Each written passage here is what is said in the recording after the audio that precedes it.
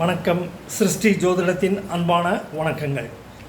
இந்த காணொளியில் ஒவ்வொரு நட்சத்திரத்தில் பிறந்தவர்களுக்கு அவர்களுடைய நட்சத்திரம் அவர்களுக்கு எந்த திசா புத்தியில் திருமணம் நடைபெறும் என்பதை விளக்குவதே இந்த காணொளியின் அடிப்படை நோக்கமாகும். அதன் அடிப்படையில் இந்த காணொளியில் சுவாதி நட்சத்திரம் இது துலா ராசியில் அமைகிறது. இந்த சுவாதி நட்சத்திரத்தில் பிறந்தவர்களுக்கு ஆரம்ப இருப்பு திசையாக ராகு மகாதிசையும் அதன் தொடர்ச்சியாக குரு மற்றும் சனி மகாதிசை தொடரும். இதில் அரசு வலியுறுத்தலின்படி திருமணத்திற்கான வயது வரம்பு பெண்ணிற்கு 19 என்றும் ஆணிற்கு 21 பூர்த்தியாயிருத்தல் அவசியம் என்று அரசின் திருமண வழிகாட்டுதல் சட்டத்தின்படி கூறுகிறோம்.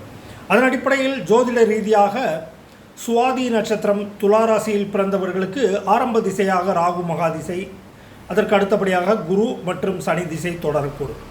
இதில் சுவாதி நட்சத்திரத்தில் பிறந்த ஆண் பெண் இருவருக்கும் ராகு திசை முடிந்து குரு திசையில் சிலருக்கு திருமண வயதான பெண்ணிற்கு 19 ஆணிற்கு 21 திருமண வயதை எட்டக்கூடும்.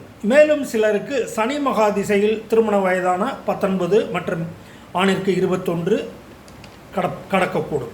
இதில் குரு திசை நடக்கும் பட்சத்தில் அதில் குரு மகாதிசையில் குரு புத்தியும், குரு மகாதிசையில் புதன் புத்தியும், குரு மகாதிசையில் சுக்கிர புத்தியும், குரு மகாதிசையில் சந்திர புத்தியும் திருமணத்திற்கு ஏற்ற உகந்த காலமாக இருக்கும். அதனையும் கடந்து சனி திசையில் நடப்பில் இருப்பவர்களுக்கு சனி திசையில் புதன் புத்தியும், சனி திசையில் சுக்கிர புத்தியும் மற்றும் சனி திசையில் குரு புத்தியும் திருமண யோக காலத்திற்கான திசா புத்தியாக இருக்கக்கூடும். இதை நீங்கள் தகுந்த அனுபவமுள்ள ஜோதிடரை அணுகி கோச்சார கிரகங்களின் சஞ்சாரம், திசா புத்தியின் யோக காலங்கள் ஆகியவற்றையெல்லாம் தெளிந்து திருமணத்திற்கான முன்னேற்பாடுகளில் இறங்குவது சிறந்ததாக இருக்கும்.